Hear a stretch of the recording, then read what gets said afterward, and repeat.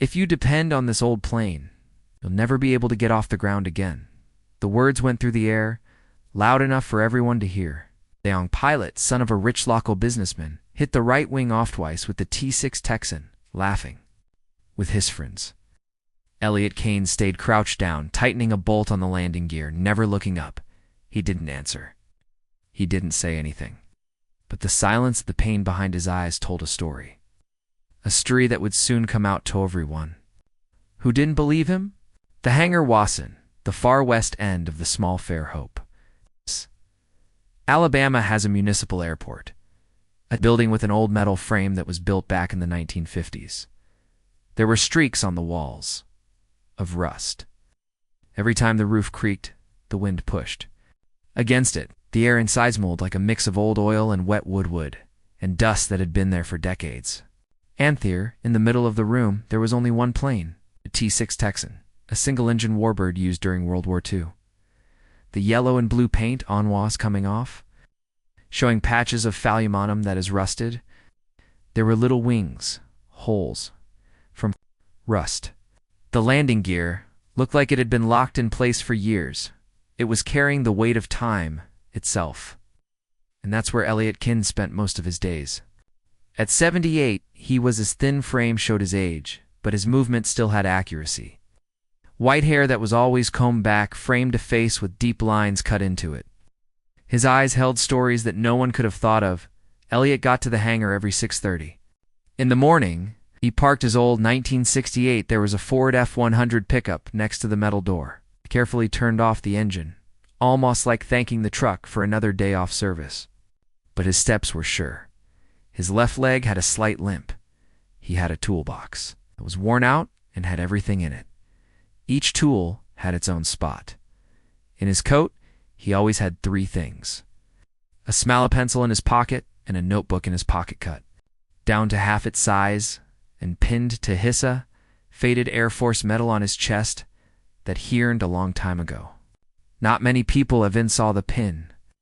Even fewer people knew he had won it after logging into Fordham 200 hours of flying time with the Air Force. A lot of them were rescue missions during the Vietnam War. But Elliot didn't say anything about that. To be honest, he didn't do it very often. Said anything at all. Anyone who saw him thought he was just an old man who liked planes, and that was exactly how he felt. Let people have. The hangar routine never changed. He began by sweeping floor around the T-6 with an old broom as if it were holy ground. Climbed up onto a wooden stool and wiped a damp cloth on the fuselage, taking a fevery bit of dust. Finally, he sat down in the control in the pilot's seat, stick with steady hands. He seamed a mesh at his eyes and stayed that way for a few seconds. He seemed to hear something that no one else could con. The Pratt & Whitney engine's growl Whitney radio engine. The metal creaks of the wings turning into a turn, and the far-off sound of voices calling his mission call sign on the radio, Falcon 1. But every time someone walked in, he just smiled a little and left, back to work. The airport itself was small and simple. Managed by a civilian-staffed runway, a few busy hangars, an AA simple cafe is in the main building. Most of the people there were not professionals, mechanics, pilots, or people who were just curious. Some people only knew Elliot by sight. They called him the Texan's old man. People always said things at the cafe the same. He will never get that flying the plane again. Not by himself. His who'll sell the parts before the whole thing becomes trash. Elliot didn't care. He never responded. He kept coming back every day, working with the same level of commitment. In that he had spent almost all of the last few months' his retirement money on little things, nuts, bolts, and control cables. He kept each piece on a shelf with a label that said tags, written by hand. At night, he lived in a simple house on the edge of town, went through his notebook and drew in engine figures and figuring out torque measurements. Elliot's house was quiet like the hangar, which was gray and a porch and two old chairs. On a wooden house seats. There was a wall in the living room. There were only 3 pictures. One of him there as a young man next to a shiny T-6 in 1965. Another one with a group of pilots flying suits. All smiling before a mission, and the last time he saw his wife both smiling at the end of the day. Every day in the morning he looked at before, leaving the house a picture of his wife. "I'll try again today, Mary," he whispered, as if she could hear him. After that, he left. Some kids who passed, sometimes people who lived near the airport, got curious. Elliot saw them watching and would wave to them and say hello in a soft voice smile. A boy once asked if the plane Elliot just said, "One day it will," but no one really believed that. Not the airport staff, not the Aung pilots, practicing how to take off on the difference between Elliot on weekend sand. It was clear that those younger pilots were not as good. They came dressed in trendy clothes, they had phones and sunglasses in their hands, talked loudly about basic moves like they were great accomplishments. And they looked down on the T-6, as if it were just scraps with wings. One of Connor Taylor, 29, was one of those pilots, the son of a rich businessman in the area, who was always at the airport getting ready for his advanced certification, Connor thought. Elliot was a strange person, but very rarely said hello to him. Thought it was "it's not worth it to bother with a plane," from a different century. But Elliot kept coming back every day, because for him, the T-6 Texan wasn't just a piece of metal. It was the last thing that held it together. It's a promise he made to his group brothers. "One day we'll keep at least stone of these flying so that no one forgets." And Elliot really meant to keep that promise, even if it meant doing it alone by yourself. That morning, the sun came in at an angle, through the windows of the hangar. The gold the light made the weld marks he had stand out. Worked on the week before. Elliot put his glasses back on and took a deep breath, and kept tightening a line off screws along the front edge of the left wing. Outside, you could hear the sound of the engine echoed. Sleek business jet was Elliot didn't land. On the runway, though, look up, at airplane and that hangar. This was his world, and the rest of the world outside still didn't know who he was. There were more people in the hangar on Friday afternoon than usual. A group of pilots had came together for a talk about NUV. There was navigation equipment, laughter, talk about technology, and the smell of fresh coffee coming in from the main lobby. Elliot stayed in his. He sat on a low stool in the corner and wiped head landing gear with a cloth. His world was the same as it always was. But that day, the world around him chose to get in the way. Connor Taylor came in with 12 friends. He had a tablet that wore a leather jacket and had flight charts with the emblem of a nearby pilots club. His friends talked loudly and waved their arms around.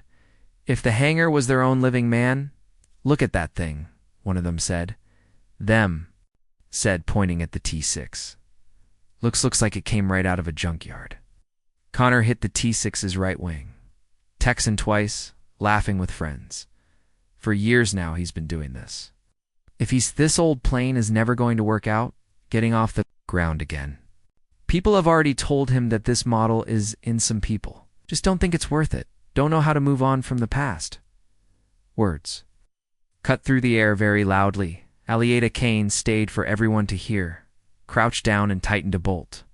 On the landing gear, without looking up, Connor got closer to the plane. He stopped by the right wing and tapeth metal a little bit. The sound was hollow echoed. "You see that?" The structure as Elliot looked up and saw that it was no longer solid. For a split second, but he didn't say anything. Put the wrench back in the toolbox and went to the other side of Thepelane. Connor wasn't happy with quiet. "Mr. Kane, have you ever did he think about how dangerous this is?" was asked with a smirk. If this ever takes off, it's going to be a dangerous for anyone nearby." His two friends chuckled quietly. One of them took out his phone like the scene with Elliot was too funny not to film, slowly loosened a wing fastener. Acting like nothing was going on, he put the bolt he had taken out in a small metal tray. Every move was calm, controlled, and look. At this, Connor bent down to look at the landing gear. "These rivets look like they came from the original build. This thing will never be. You should just take it apart if it's not airworthy, and sell the pieces." "Are you listening to me?" Connor asked, crossing his arms. "I'm just trying to help, but some people didn't know when to stop trying." One of his friends said, laughing he might not even remember how to do it. Fly. Maybe he never really did.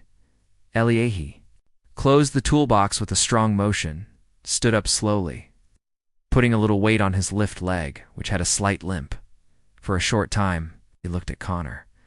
That look had something that none of the three of them understood. A mix of patience, sadness, and something deeper that is hidden after years of silence. But Elliot said nothing. He took his jacket off Andahook and began to walk toward the sea. That said the hangar door. Connor said loudly so he could hear. He can't deny anything because he can't. Just an old man who can't move on. Elliot stopped at the door and turned slowly. For a short time, the sounds and the hangar seemed to fade. No words, no. Just that look. No gestures. Was enough to make his friend's laughter stopped for AI. Turned around and left after a second. The metal door shook and made noise as it closed. Connor took a deep breath inside, breath looking happy. Someone had to tell him the truth. But even as he treated Toe seemed sure of themselves, there was something he couldn't get over that last look. Shake from his mind? A few minutes later, Elliot was going to get in his truck. The sun in the afternoon shone on the truck. The worn-out hood, which made patches of flight. He put the toolbox in the bit and put his hands on the wheel. Still had grease on it. He looked. Ath hangar from a distance, that old building was like a second home to him. But at that moment, he turned the key, and it felt heavier than ever. The Ford F-100's engine made a loud noise. He slowly pulled away, going out through the airport's side gate. Back and in the hangar, Connor and his friends were still laughing, but their voices had dropped. Some staff members who had watched the scene in silence and then talked to each other, everyone looked at each other nervously, but no one said a word. The old T6 Texan sat there under the light was fading in the afternoon, and it was scratched, the fuselage reflecting different shades of orange. Still quiet, as if waiting for something that no one else thought would ever happen. The next day, it was busier than usual at the airport. The day of an event for young people who want to Beatty. United States Air Force had pilots sent someone to give a speech, about training and jobs in the military opportunists. Blue banners. Hung in, though, there were rows of chairs and a lobby set up in front of the main hangar. Elliot got there. He parked his old Ford early as usual, near the side gate, and walked toward the hangar with a small package of new wrote down the bolts in his notebook, and moved quietly, past groups of young pilots who were very excited a lot. Of them still had on jackets with Flight School logos. The T6 was inside the hangar. Texan sat still, as it always did. Its wings reflected the soft light of the morning light. Elliot put his toolbox on the ground and started working on the landing. Gear like nothing else mattered. For him, events, speeches, and people who were curious were just background noise. But someone was watching. Lieutenant Aaron Whitmore, 27, in his Air Force uniform, had just came from Columbus Air Force Base. He walked around before the lecture hangar, where they looked at the planes on display. His eyes froze as soon as they landed on the T6 Texan. He got out of closer, almost hypnotized, like he couldn't believe what he was seeing. I whispered T6 and ran his fingers over gently, along its scratched fuselage. Can't believe there's still one of these. Elliot looked up for a moment, but went back to work without saying a word. Whitmore looked around, expecting some kind of plaque for formation, but there was nothing there, just an old man in an airplane jacket, focused on getting tighter bolts. You the one in charge of this airplane? The lieutenant asked. Yes, Elliot said, with respect, without looking up.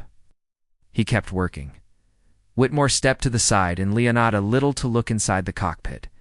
Then he saw something with his eyes, something that most people would have missed. A faded pin was stuck to Elliot's jacket, metal that is almost worn smooth from age. But Whitmore knew it right away. His grandfather had worn the same one, was the Distinguished Flying Cross. Given to pilots for brave actions, Whitmore's eyes during missions, he took a slow breath and widened. Turned back to Elliot. I'm sorry but were you a pilot? For a moment, the hangar seemed to freeze. Elliot stopped tightening the, for a second, bolt. He stared at the wrench for a while, for a split second, as if thinking about Theon's were. Then he calmly put it in Thethy metal tray next to him. Slowly Rossetti's eyes met Witter's. It's no rush. Now uncomfortable. Just that steady, direct look, like someone who has memories he doesn't share. Yes, I flew missions in Saigon during Vietnam, he said in a low voice. Why? Said the old man. Whitmore swallowed hard. His fingers shook a little as they brushed the edge of the fuselage. My grandfather. He used tatak about a pilot from the 12th Flying. He said that in Saigon, he was in the Mon. Landed in a lot of gunfire to pull out soldiers who were hurt. Elliot didn't look away. Whitmore pulled his voice was shaky as he took a breath. That man, whose name was Elliot Kane. My grandpa said it with pride. Every time he told the story. The silence in the hangar got thicker. Elliot stayed still for a moment. Then he said with a slight nod, Whitmore said, Yes, I was there. His eyes got even bigger, and his posture straightened up without thinking. His military training kicking in as respect took over. He stepped forward and spoke with authority, now full of respect. So it's Sue, you're Elliot Kane. Oh my God. Moore. Took a small step back.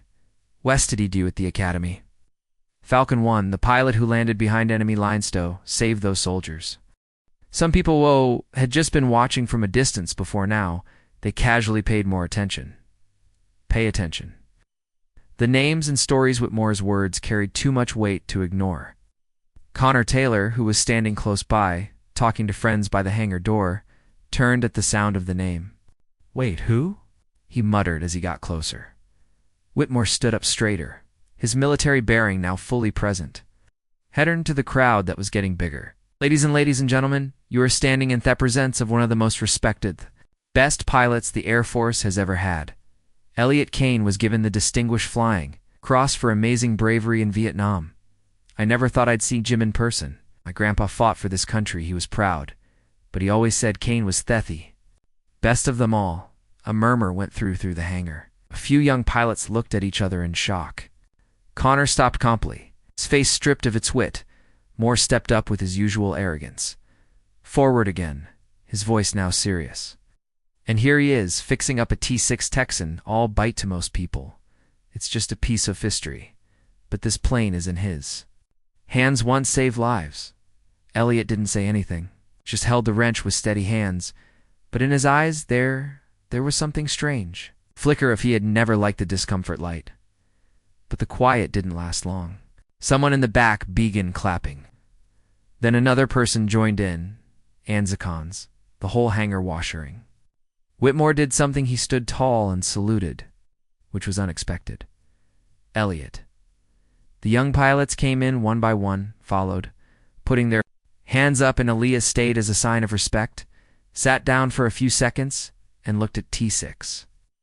Then Whitmore, and finally he slowly got up and gave a smile, a nod. A simple gesture, but to Whitmore it meant more than anything Connor could say. Stood, still, just a few feet away. His friends who used to laugh a lot now looked at the floor. The young pilot took a deep breath and moved forward hesitantly. It stopped a meter away from Elliot. Mr. Kane, I didn't have any, I don't know, he said quietly, his voice almost shaking. Everything I said yesterday, sorry now, everyone in the hangar was looking at Telliate with real respect. No one saw just an old man. They saw a man fixing an old plane, who had built that same plane before defy the impossible. In those changed at Fair Hope after that tearport.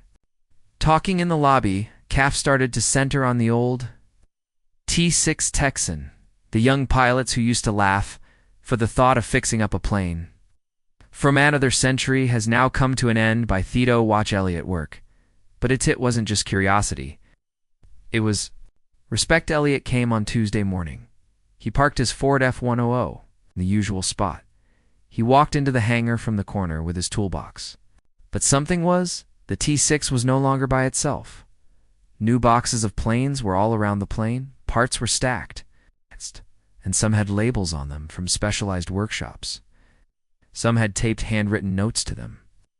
For Mr. Thank You Kane, from a grateful student for the honor you give us. Elliot stopped it for a moment, looking at each box. Whitmore came soon after, grinning. "Good morning, Mr. Kane. I hope you don't know did something, but please don't mind." Young pilots, mechanics, and others followed him, and even some people from the town. Everyone carried something like tools or cleaning small parts of cloth. Even Connor Taylor was there, and his face was serious, humble. Everyone in the community came, Whitmore said. "You dedicated together. Spent your life protecting other people. Now it's our turn to help."